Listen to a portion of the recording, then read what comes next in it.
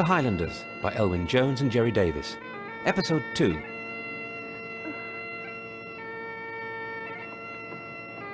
Polly has fallen into an animal trap.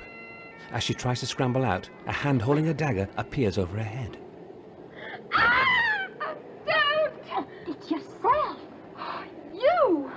Of course it's myself. Who do you think it was? I thought a Redcoat had fallen into the animal trap. Oh, by the look on your face, I'm glad it wasn't. Come on, help me out of here. Well, look, give me your hand then. Wait a minute, I can't... Well, come on. Pull! Pull it. Overbalancing, Kirsty tumbles down into the pit with Polly. Are you hurt? Oh, no. Just a wee bruise or two and a lot of dirt, but... Oh, now we're both trapped. No, we're not. Even your Dora Scott's lassies must have played piggyback. What? I don't understand. Well, you bend down and I climb on top of you and scramble up. Look, I'll show you. Bend down here a minute. Go right, why can't you? No. Okay? Quick, will you? You're no lightweight. Oh, come on, hurry. Come on. Shh. There's a light. Soldiers. Redcoats. Oh, we're cornered. No, we're not. They'll soon pass. Polly clambers off Kirsty's back and they crouch down out of sight as Finch and his men approach. Halt! You don't. Couldn't catch a couple of wenches, could you? Call yourself soldiers? The terror of the Highlands? You wouldn't frighten a one-armed dairymaid. Well, I've done enough walking for one day. Go and fetch my horse. Cannot backward with 1 hour, 300 lashes apiece. Imbeciles! Give the lantern to me. I don't want to be left here in the dark. Right, now march! The Redcoat soldiers disappear into the night. He's staying there. Oh, not again. Didn't the women of your age do anything but cry? What? It doesn't matter. Listen, I've got an idea. Since our officer has so obligingly parked himself outside our pit, we'll lure him in to join us. Oh, no, We'll be able to deal with him. Now, this is what we're going to do. The officer has settled down to eat when a sound startles him. What's that? Fearfully, he raises the lantern and looks around.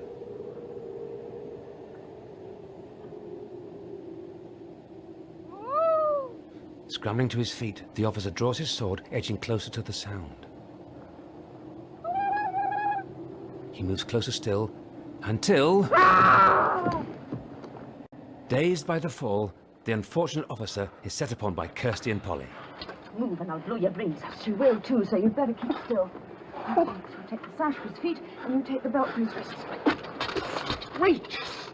Do nothing for assaulting a king's officer. You could... The next thing is his pocket. Oh, no. Look, he's probably got money and we need it. You can't mean to rob me. You and your kind have robbed our glens. Look, he's got food. Chicken and bread. Great. Now, my gallant officer. I've done you no harm. There's no thanks to you that my father and Jamie weren't hanged. They're probably rotting in jail in Inverness by now. He'll be all right. Okay, mate, okay. Take it easy, Sit down. The doctor, Ben, Jamie and Colin are in a circular dungeon, waterlogged and moss-lined. Right rattle this is, isn't it? Oh, King George's worse than this, never fear. Yeah, well, I'm glad Polly's out of it. Why did we ever get mixed up in this, Doctor? I am glad we did. I'm just beginning to enjoy myself. Down with King George! You Jacobite pigs! You know what I feel this bayonet? Oh, enjoy yourselves. So you are for the prince after all? No, not really. I just like hearing the echo, that's all. Let's have a look at his wound, shall we? The doctor moves across to examine Colin. Would you not be letting him now? With care, that'll heal. Oh, here's you saying you're a doctor. You've not even bled him yet. What's he on about? Bloodletting. Yeah, but that's stupid. It's the only way of curing the sick. Well, killing him more like. He's lost enough blood already. Oh, Isis and Osiris. Is it leaked? Aquarius, Aries, Taurus. Now what are you mumbling about? Which man? Gemini and Taurus. When was the lad born? In the 5th month. That's what I thought. Ah, bloodletting must wait until Taurus is in the ascendant. So it is willed. You don't believe all that codswallop, do you? Of course I do. So does he. He's never heard of germs. What was that word? It's a secret word. Yeah, germs are all around us. Used by German doctors. Ah, German. Germs. Have you got a handkerchief, Rob? Yeah. Oh, that wee lassie's kerchief. Here, doctor, use mine. As the doctor binds Colin's wound, he notices an embroidered silk cloth under the lad's plaid. No? What's this? Prince Charlie's personal standard. What's he doing with it? Protecting it. Now put it back, will you, if a sentry saw it. The doctor wraps the flag around his body under his coat. Do you think he's got to evading the gallows with this on him? Well, Besides, it's really rather nice and warm. The doctor produces his recorder. Let's have a tune to cheer us all up. yeah, I didn't think we'd heard the last of that. Yes, man! Well, you're a loyal Jacobite, aren't you? This is your tune. Come on, everybody, join in.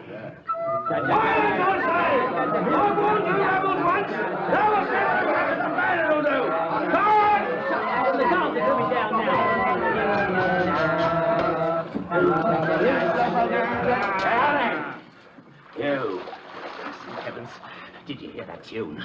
A rebel dirge. They were singing it to drive me out of my mind, as I'm a loyal subject to King George II. Oh, what's that got to do with me? They know of a plot to murder your generals at Duke of Cumberland. What? Oh, come on, doctor. I knew he wasn't one of us. Take me to Solicitor Gray. Perhaps we're in time to prevent it. Why didn't you speak about this before? Well, it's only just discovered. That rogue is party to it. Amid the process, the guards take the doctor away. That's all right, guard.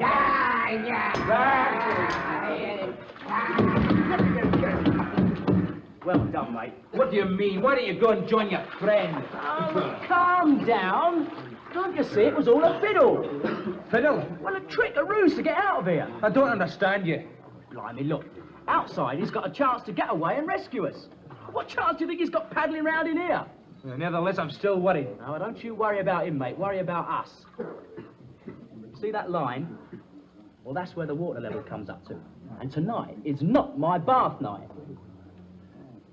17, 18, 19, 20. 20 guineas. How far do you think it'll get us? I've never seen so much money in all my days. You're both hanged for this, you know. You're very fond of hanging, aren't you, Mr...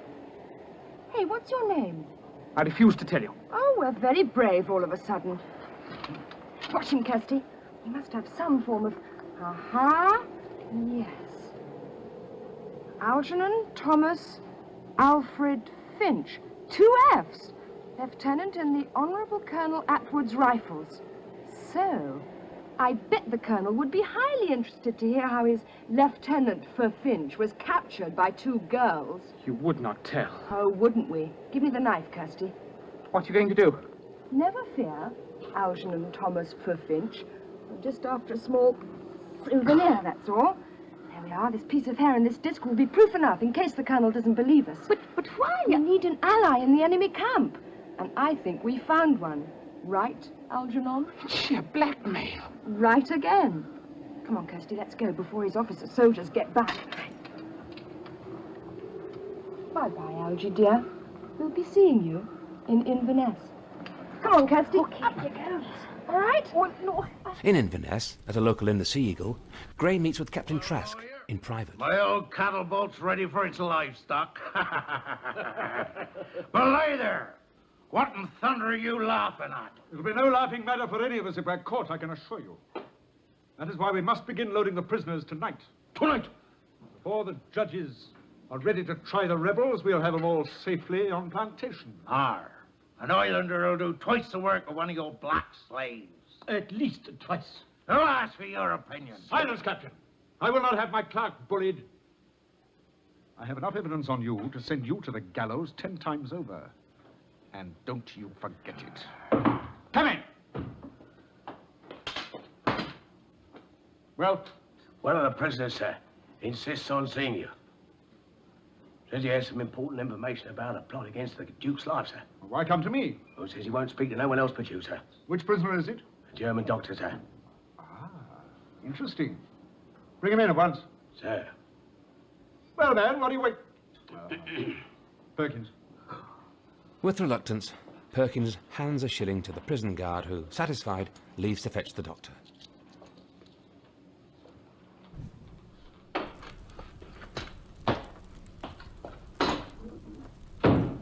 Now, gentlemen, I suggest you start loading the prisoners at once.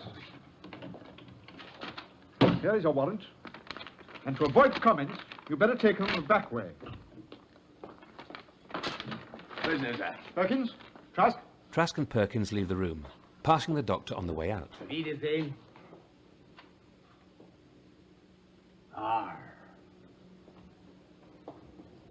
Gray takes a pistol from the case on his desk and warily lays it on the table, then dismisses the prison guard. You may go. Sir.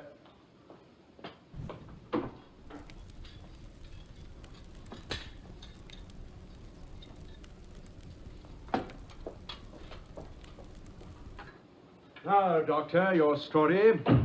I hope it is an entertaining one. It has cost me a silver shilling.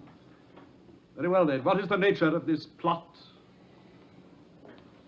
There is no plot. Have a care, Doctor. You waste my time at your peril. Would the chance to lay your hands on £15,000 be a waste of your time? And what would a vagabond like you know of such a sum, pray? The doctor produces the flag. The personal standard of Prince Charles Edward. Indeed. Whoever was entrusted with this standard stood closest to the counsels of the prince. You would agree? He would also know where the prince was most likely to run to. Which prisoner carried this standard? That must remain my secret for the time being. There are ways to force your tongue. But why employ them since we're both on the same side? The £30,000 reward for the capture of the prince is surely enough to satisfy both of us. Ah, you have some fresh information as to his whereabouts. I am on the track of some, but I need a free hand. Throwing the flag over Gray's head, the doctor snatches the pistol. Don't cry out. I'm not very expert with these things, and it just might go off in your face. Turn around and put your hands behind you. You'll pay for this. Just keep very still. Removing Gray's belt, the doctor uses it to bind the hapless man's hands. There. I'll turn around.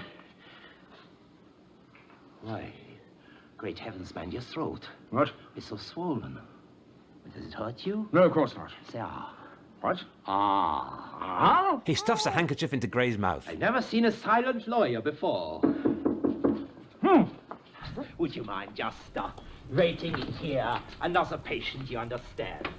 The doctor shoves Gray into a cupboard, then settles himself behind the solicitor's desk.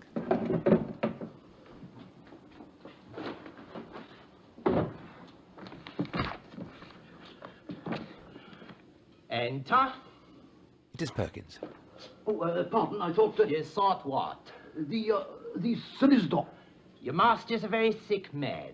He's gone to lie down. It's lucky for him I was called in time. For great heavens, man! Your eyes. What? Your eyes. Come over here to the light. Perkins sits in the chair and the doctor leans over him, bringing out a magnifying glass to examine the clerk's eyes. Your eyes, man. You suffer from headaches? No, I don't. He thumps Perkins' head against the desk. No headaches? Well, what? Oh! Oh, dear. You call me a liar? Oh, no.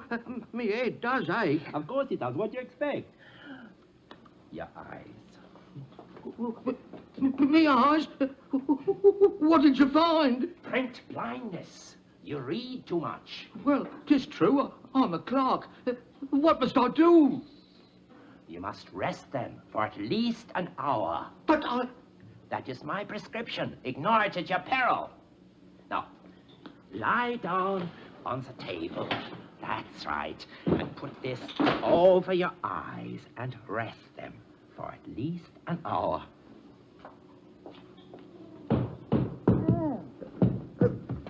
What's that knocking? Knocking? It's no knocking. It's in your mind, in your eyes. Now rest your eyes, and the knocking will grow fainter and fainter and fainter. 1 hour, remember. 1 hour, Doctor. 1 hour. Blowing him a kiss, the doctor slips from the room. Algernon Finch has spent several miserable hours in the animal pit and is delighted when he hears Sergeant Clegg approaching. Sir? Sergeant! Where are you, sir? I can't go and see. I'm down here, man. Oh. There you are. What took you so long, you jackanapes? Well, we made the best time we could in the dark, sir, but it's hard to see our way, you see. Well, don't just stand there. Get me out of this infernal hell. All right, you two Highlanders, you go and stand guard by the lieutenant's horse. Well, come on, man. Help me out. Well, it's very deep, sir. Get me out at once, or I'll order you 500 lashes apiece. Oh, don't misunderstand me, sir. I'm willing enough to try, but you see, we're not used to pulling officers out of pits. Confounded man, what are you jabbering about? Well, I mean to say, sir, you see, officers don't usually fall into pits. You'll regret this, Sergeant. It isn't me, sir, you see. It's the men I'm thinking about. I mean, they're not used to it, like. I mean, they're going to be very slow, sir. And they're going to be very dry. I see. Well, here's some money to drink with, and I hope it chokes you. Horrified, Finch recalls that the girls have taken all his money. You'll, get it when we return to Inverness. For the last time, man, get me out of here! Back at the Sea Eagle, Trask returns to give Gray a progress report. We've started shipping them across.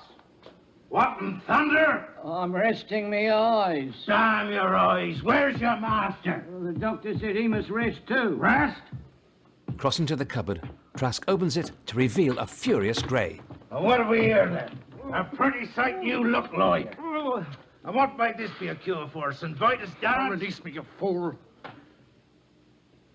You let him escape. Well, I didn't know. It hits me head. One more such folly, 'twill need no further cures. The Prince's standard. Aye, he used that to trick me with. But he won't get far. Perkins, summon the watch. And you, get those prisoners aboard before the soldiers get here. Arr. Hurrying to fetch the watch, Perkins rushes past the scullery where a maid is washing dishes.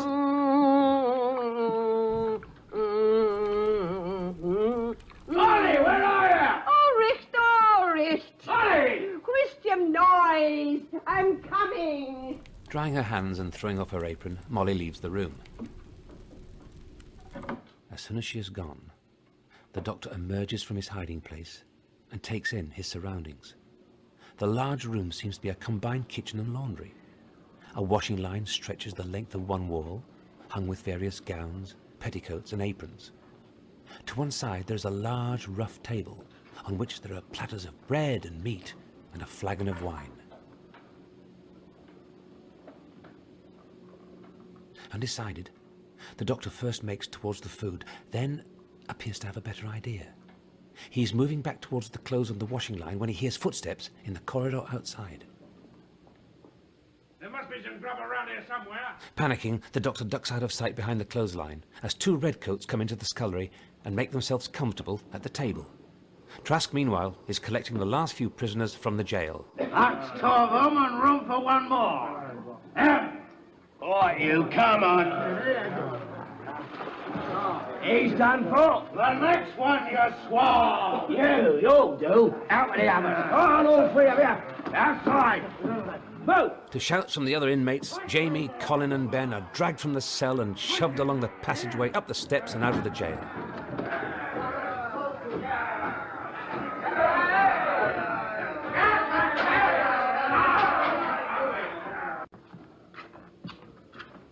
From the prison, Trask and two of his men escort the captives along a quiet back street to the Sea Eagle.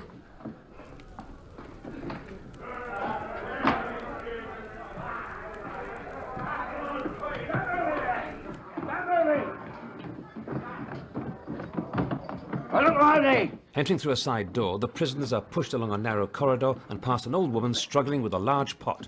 Ben nearly knocks her over. Watch your feet, you swab. Out of the way, you. Right, open up. With the old woman sent on her way, a sentry unlocks the door and Trask motions the prisoners through the doorway into a bare wooden room. Stop lively. Where's your friend? Only, I don't know, safe, I hope. I cussed him through the well out of it. But I mean the doctor. I don't know.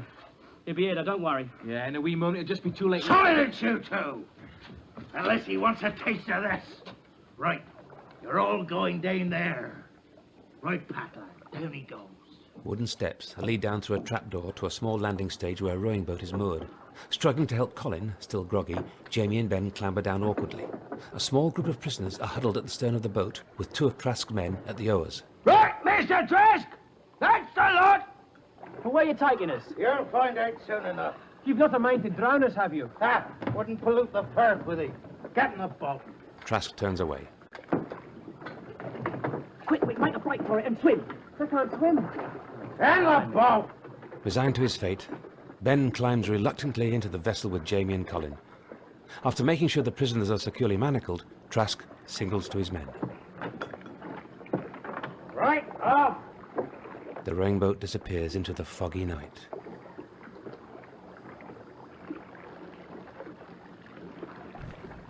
Upstairs in the Sea Eagle, the remaining soldiers hastily close the trapdoor.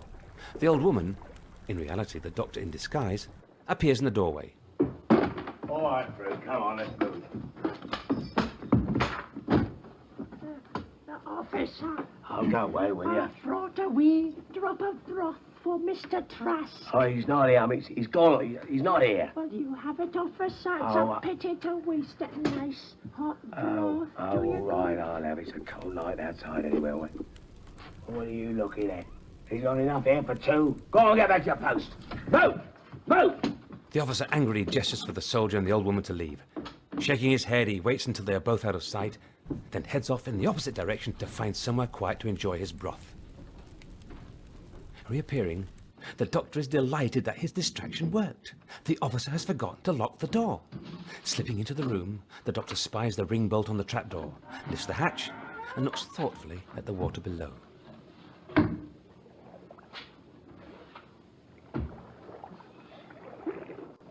The rowing boat has at last reached Trask's ship, the Annabel. On the deck, there is man tied hand and foot, supported by 2 sailors. Belay there, you swabs! In case you're thinking of escaping, there's Jem Hughes for you. He didn't find it an happy ship, so he finds him another berth where he'll be happy. Trask gestures to the sailors on deck. Ben and Jamie watch in horror as the bound man is thrown overboard, sinking below the surface without a trace. Once aboard the Annabelle, that's the only way you'll get off her. Straight downwards.